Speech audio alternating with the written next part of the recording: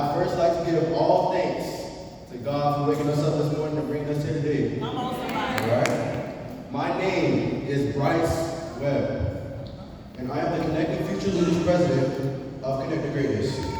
I am also a member of the inaugural graduation class of C2G. I must say, it's truly a blessing that this organization has kept their word and followed us all the way throughout high school. We are surrounded by such powerful men and women who have all served as many different roles in our lives, whether that be father figures, mentors, role models, teachers, etc. I'll briefly share a little bit about my history here at Connecting Greatness. I was first introduced to the group by one of my summer camp counselors at Community Center. Immediately, I was extremely apprehensive because I was an extremely shy kid at the time. I was very shy. And the idea of joining a group from empowerment, it wasn't really on my bucket list, you know? Like, I wasn't really thinking about going into this group. I wasn't too fond of the idea, you know? Some of you may remember, but I started out 6th grade in a wheelchair due to a hip injury. This also caused me to start C2G in a wheelchair, and that was not a fun experience at all. I've never met any of these people before. I'm already coming in a wheelchair. I'm feeling so down. My self-esteem, my confidence, everything was shot at that point. But despite my appearance and my challenges, C2G welcomed me with open arms from day one, with activities that were extremely engaging and slowly but surely cracked the shell and brought out this young man who was bold and ready to take on the world. Right now. We've gone on college tours, exposing the world to some who've never been outside Palm Beach County.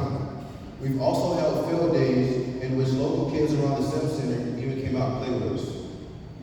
Nothing beats the days where these coaches right here, all of them right over there, those same coaches thought they were still in their glory days, and in their prime, trying to go to the basketball court. It's okay. But there have been times where I've had very personal conversations with these coaches, conversations that I could not have with my own parents.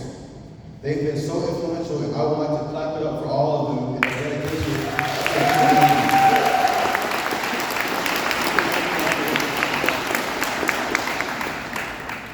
My favorite part of this program, now that I've gone through it and matured, is the fact that we act as an outlet for the youth in our community. As we all know, a huge issue in the Black community is the topic of mental health, especially amongst the younger age groups.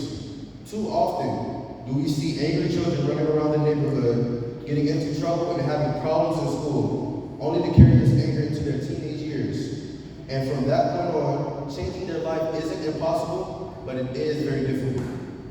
Programs like these being implemented to keep our young Black boys off the streets and around positive male figures will not only create future leaders out of them, but allow them to migrate into various environments with the knowledge instilled in them to shine their light onto their peers, thus creating a chain reaction. I would like to close with this. To those who will come after me, take advantage of the classes and discussions we have, because if you haven't already, you will be tested in real life on these scenarios. Every choice you make, every choice you make will have a consequence, whether it's positive or negative. Surround yourself with people that hold goals similar to your own. As we all know, holding your spiritual brother or sister accountable for their mistakes, as well as holding yourself accountable, will only make us all stronger in the end. And last, but certainly not least, always carry the words from the pledge we say with you. And know that wherever you go, you represent yourself, you represent your parents, and you represent C2G. Thank you all.